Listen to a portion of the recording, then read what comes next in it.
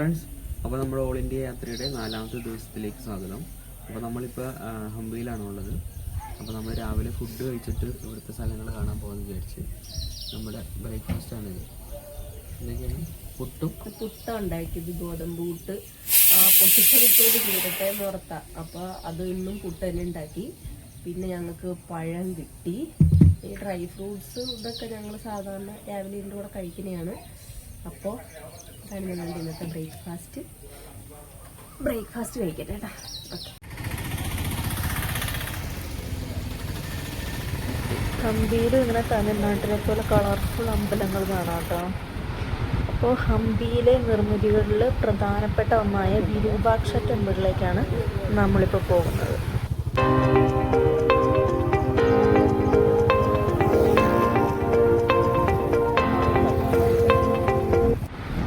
നമ്മളീ പോകുന്ന വഴിയിലൊക്കെ ചെറിയ ചെറിയ കൽമണ്ഡപങ്ങളൊക്കെ കാണാം കേട്ടോ.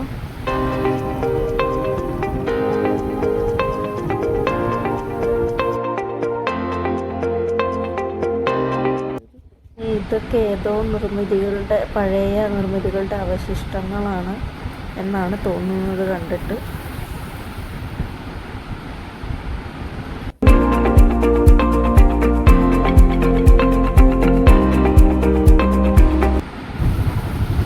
ഇതുപോലെ നിറയെ കൽത്തൂണുകളൊക്കെ ആയിട്ട് ഒത്തിരി കൽമണ്ഡപങ്ങൾ അവിടെ ഇവിടെയൊക്കെ നിറയെ ഉണ്ട്. നിങ്ങൾ ഏത് വഴിക്ക് പോയാലും ചുറ്റും ഇതായിരിക്കും.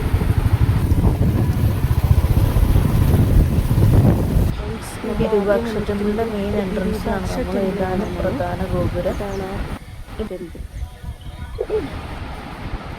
ഇത് ഈ കാണുന്നതൊക്കെ ഉണ്ടല്ലോ, ഇങ്ങനെ കൽത്തൂണുകൾ നാട്ടി വെച്ചിട്ട് എന്താണെന്ന് ഞങ്ങൾക്ക് മനസ്സിലായില്ല. അത് കുറച്ച് കൽമണ്ഡപങ്ങൾ പോലെ എന്തെങ്കിലുമൊക്കെ ആയിരിക്കും എന്നാണ് ഞങ്ങൾ വിചാരിച്ചത്. പക്ഷേ ഇത് കണ്ടെന്നു നിറയെ അമ്പലത്തിൻ്റെ അപ്പുറവും ഇപ്പുറവുമായിട്ട് വഴി നീളം ഇതുപോലെ കൽത്തൂണുകൾ നാട്ടിണ്ടാക്കി വെച്ചേക്കുവാണ്. അപ്പോൾ ഇതെന്താണ് സംഭവം എന്ന് ഞങ്ങൾക്കറിയില്ലല്ലോ. അപ്പോൾ ഞങ്ങൾ അവിടുത്തെ സെക്യൂരിറ്റിക്കാരനോട് ചോദിച്ചു, ഇതെന്താണ് ഇങ്ങനെ ചെയ്തു വെച്ചേക്കണേ എന്ന് ചോദിച്ചപ്പോഴത്തേനും പുള്ളി പറഞ്ഞത് ഇതാണ് അവിടുത്തെ പഴയ ബസാറായിരുന്നു. അപ്പോൾ ഇതിങ്ങനെ ഒത്തിരി നീളത്തിൽ കിടപ്പുണ്ട്, അപ്പുറത്തേക്കൊക്കെ നീളത്തിൽ കിടപ്പുണ്ട്, എവിടെ നോക്കിയാലും ഇതാണ്. അപ്പോൾ ഇതൊരു പണ്ടത്തെ ഭയങ്കര ഫേമസ് ആയിരുന്ന ഹംപിയിലെ ഒരു വലിയ ബസാറായിരുന്നു എന്ന് പറഞ്ഞു. അപ്പോൾ ഇതിൻ്റെ ഫോട്ടോസൊക്കെ എന്നിട്ട് അവിടെ ഒരു ഗൈഡ് ബുക്കുണ്ട്. ആ ഗൈഡ് ബുക്കിൽ ഇതിൻ്റെ ഫോട്ടോസും ഉണ്ട്. ഫോട്ടോസ് എന്ന് വെച്ചിട്ടുണ്ടെങ്കിൽ ഒരു ചിത്രകലാ രീതിയിൽ പണ്ട് ആളുകൾ തിങ്ങി നിറഞ്ഞ് ഇങ്ങനെ കച്ചവടം നടത്തുന്നതൊക്കെ ആയിട്ടുള്ളൊരു ഫോട്ടോസ്. അപ്പോൾ അതായിരുന്നു ഈ സംഭവം. ഫ്രണ്ട്സ്, അപ്പോൾ നമ്മളിപ്പോൾ വിരൂപാക്ഷ ടെമ്പിളിൻ്റെ മുന്നിലാണുള്ളത്. ഇതാണ് അതിൻ്റെ പ്രധാന ഗോപുരം.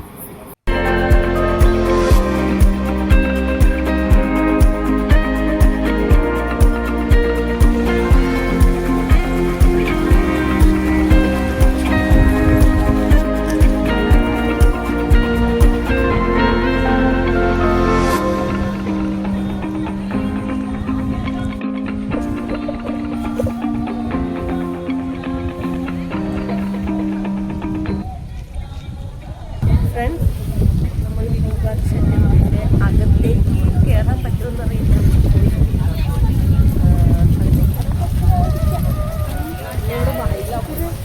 കുരങ്ങളുടെ ശല്യമാണ് ഇവിടെ പടച്ചൂട് കളിക്കുന്നത് പോസിബിളല്ല. കാറ്റ് കൊണ്ടാണ് ഇവിടുത്തെ വരുന്നതെന്ന് പറയാം.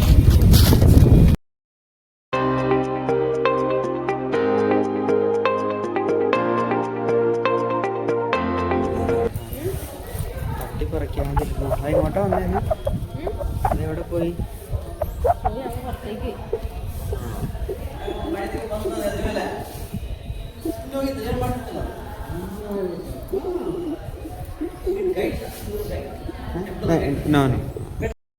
ഇവിടെ കുരങ്ങയുടെ ശല്യം ഭയങ്കര ഇതായിട്ട് കൂടുതലാണ് കേട്ടോ. ഇങ്ങനെ പൂ ചൂടിക്കൊണ്ട് ഇതിൻ്റെ അകത്തേക്ക് ആർക്കും കയറാൻ പറ്റില്ല. ഉടനെ തലയിൽ പാഞ്ഞു കയറി ആ പൂ പറിച്ച് തിന്നും.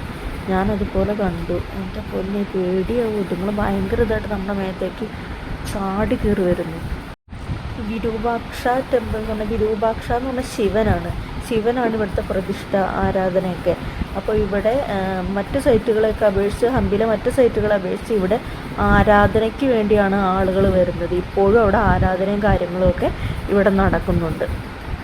ഇത് 7-ാം നൂറ്റാണ്ടിൽ പണി കഴിപ്പിച്ച ക്ഷേത്രമാണെങ്കിലും ഇതിൻ്റെ എക്സ്പാൻഷനും മറ്റ് നവീകരണ പ്രവർത്തനങ്ങളും ഒക്കെ നടത്തിയത് വിജയനഗര സാമ്രാജ്യകാലത്താണ്.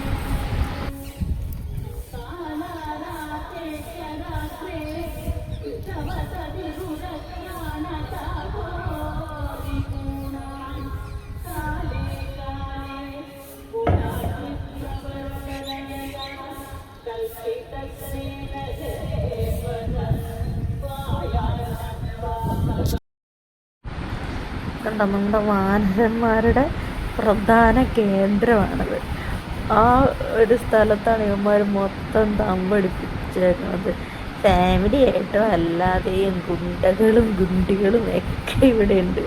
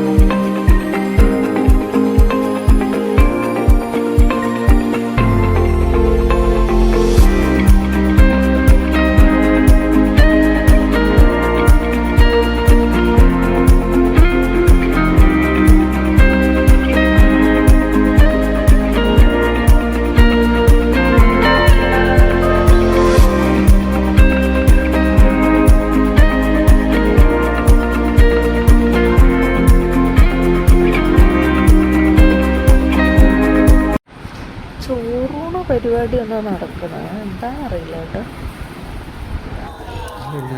ഒരല് പോലെ ഉണ്ടല്ലേ തുകൽ ചെണ്ട. ആ ചെണ്ട അത് തുകല അപ്പുറേ തുകൽ ചെണ്ട അല്ലേ.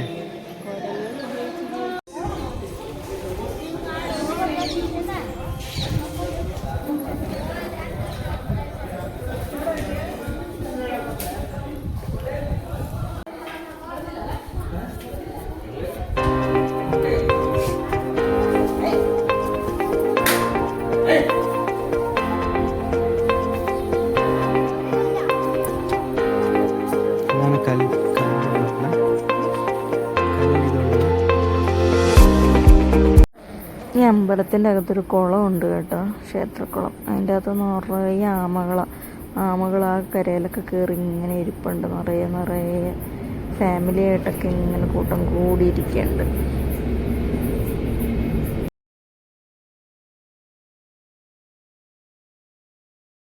തല പൊക്കി നോക്കുന്നുണ്ട്.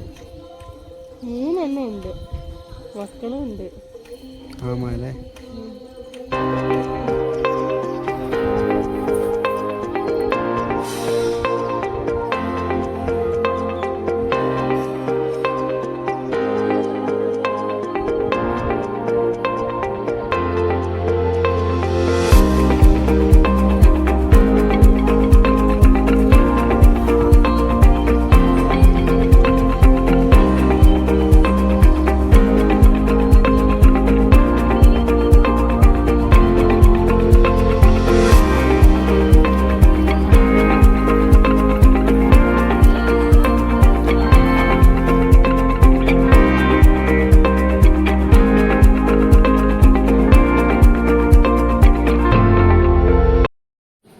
ഇത് അമ്പലത്തിൻ്റെ പുറത്തേക്കുള്ളൊരു ബാക്ക് വശം വഴിയുള്ള ഒരു വഴിയാണ്. ഇതിനോട് ചേർന്ന് തുംഗഭദ്ര നദി ഒഴുകുന്നുണ്ട്.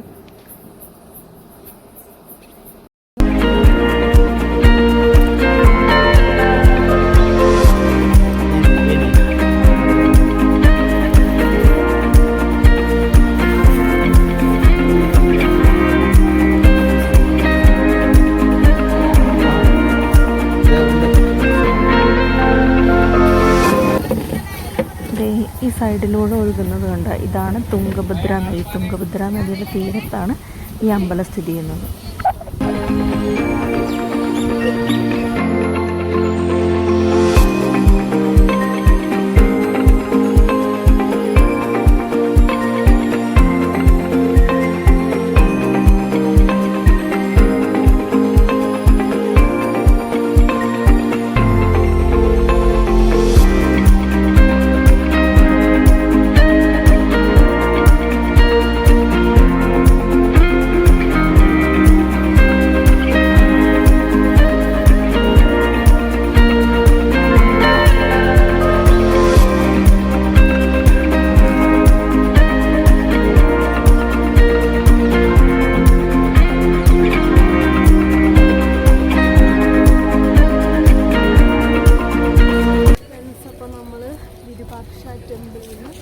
പോകുവാണ്.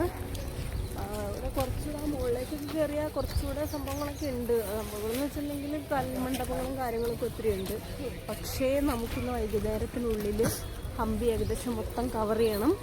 അതുകൊണ്ട് നമ്മളിപ്പോൾ ഇവിടുന്ന് ചലിക്കുകയാണ്. ഓട്ടപ്രദക്ഷിണം പറയാൻ പറ്റില്ല, അത്യാവശ്യമൊക്കെ കാണും.